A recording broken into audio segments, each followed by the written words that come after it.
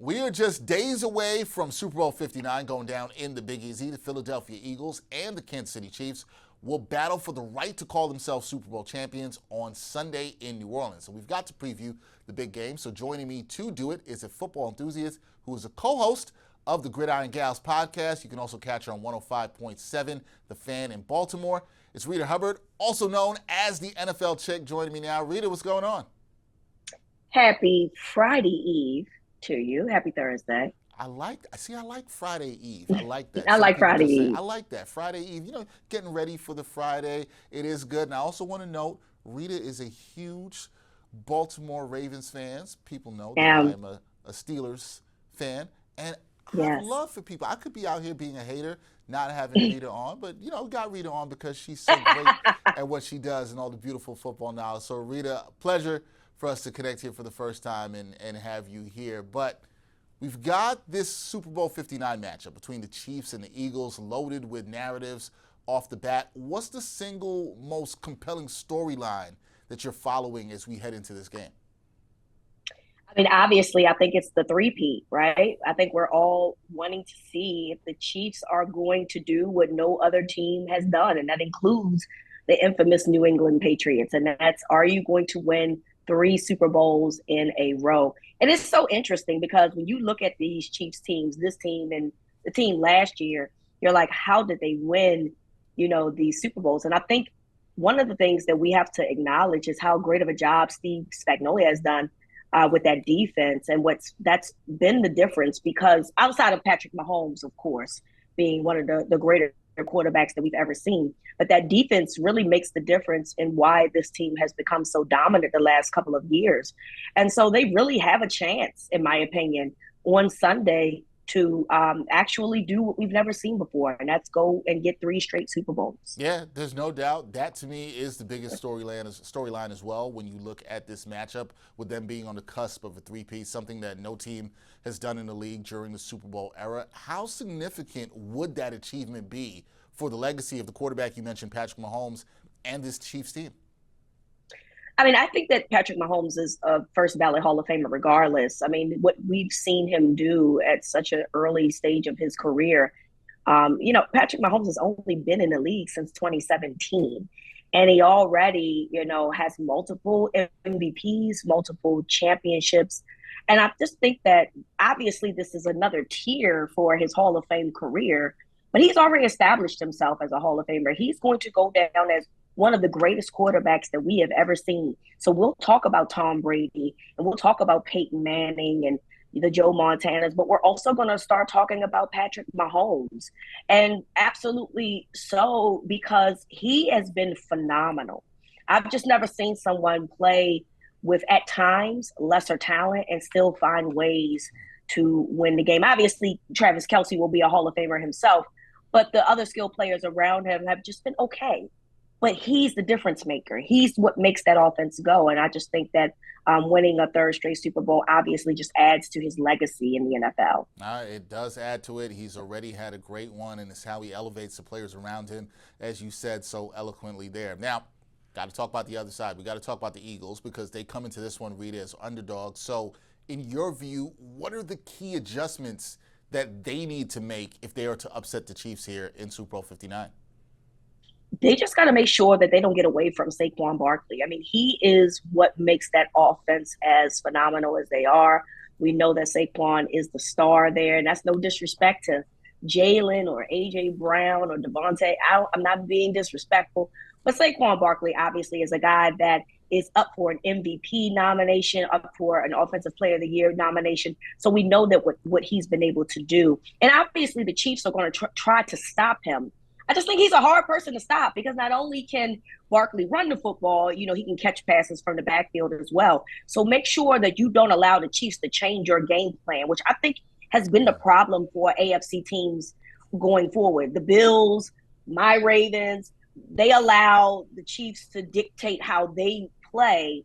And if you don't do that and you stick to your game plan, I think that you have a very good chance of winning the football game. All right, so that should help there. Now, you mentioned Saquon, and he's been phenomenal for this Eagles team. So I would assume that you think his performance is critical to the Eagles' chances. So what should they do, the Eagles, to maximize his impact against this Chiefs defense. Yeah, I mean, you just got to find a way to, get him involved from a running perspective as well as a passing perspective. And I think that they'll do that. I mean, Saquon can do everything. Even if you got to have him chip and, get himself free, open in between some spaces and between coverages, he can do that as well. But I absolutely think that Saquon should be having at least 20 to 25 touches, whether it be running the football, whether it be, him getting the football from a passing perspective. He needs to get the ball. And obviously, if you're getting him the ball in a passing perspective, you'd like to get him in open space, because I'm going to trust Saquon over anybody. And this is no disrespect to the Chiefs, because their defense has been really good, particularly in the secondary. McDuffie has been great. But I'm betting on Saquon any day on a one-on-one matchup against any linebacker, any defensive back. So make sure that you can try to get the ball to Saquon in open space and passing situations. Yeah, and look, the Chiefs they're going to know that is going to be what the Eagles are going to try to do. They want to maximize that, get the ball to him as much as they can in open space. And this is why it's such an intriguing chess match and seeing what Steve Spagnuolo will do to try to stop that. So, Reeta, speaking of that, in your eyes, what are the key on-field matchups that you believe will decide the outcome of this game? Yeah, so I think what we saw, and I think it's very interesting, is when you play Travis Kelce well and you cover him and you make sure that he's not getting one-on-one matchups, particularly with like linebackers, and you put a defensive back on him, it helps greatly in terms of what it is that the Chiefs can do. You can't allow Travis Kelce to have one of his historic games. And I'm concerned because when you watch the NFC Championship, Zach Ertz, the former Eagle, who's now with the Commanders, had a great day. I think he had 11 targets or 11 catches for over 100 yards. So that means that they are allowing the safeties to the tight ends to have, field days in the Eagles coverages. You can't allow Travis Kelce to have an 11 target, 11 catch type of day. You will lose. So you better find a way to cover him. And I think that the best way of doing that is getting a guy in your secondary to do it, as opposed to a guy like a Zach Bond or whatever, who has been great and may win Defensive Player of the Year. But again, Zach Ertz had over 100 yards. And I think that I'm not being crazy here when I say Travis Kelce is a better tight end, even in this juncture of his career, than Zach Ertz. So you have to stop Travis Kelce if you're the Philadelphia Eagles. Yeah, no, I think that's an excellent matchup you bring up. I don't think you're tripping on that with Travis Kelce. You know how dangerous he still can be at this point in his career. And so, yeah, definitely can't let him go off if you are the Eagles there. That is a matchup to keep your eye on. Last thing for me here, Reeta, based on your analysis, your expertise, who do you predict will win Super Bowl 59 and why? Who are you rolling with to win the game in the Big Easy? Look, I'm a Baltimore girl, and at the end of the day, Philly is like our big cousins. We're the big cousin, little cousin city. They love our music. They play a lot of Baltimore club music up there. We go to Philly often to get away and do something a little bit different, but it's close to home. I just think that as long as you make sure that Saquon is a part of what it is that you're doing and you don't allow the Chiefs to dictate to you to take him out, you have a very good chance of winning this game. So I'm absolutely rooting for Philly because I'm not rooting for the Chiefs. I don't root for anybody in the AFC, really. I mean, and I especially am not rooting for the Chiefs, which, at this point, because the Ravens are a good team, they play the Chiefs a lot over the years, whether it be in the regular season or the playoffs. So I am not rooting for a three-peat. I don't care that much about history. I'd like to see the Philadelphia Eagles go ahead and get their second total championship. All right, so you're predicting the Eagles to win. It also sounds to me... And a close one. A close one. So you think it's going to be a close one. Some people might hear that, Reeta, and they might say that you're hating on history. They might feel like you're hating on history right now.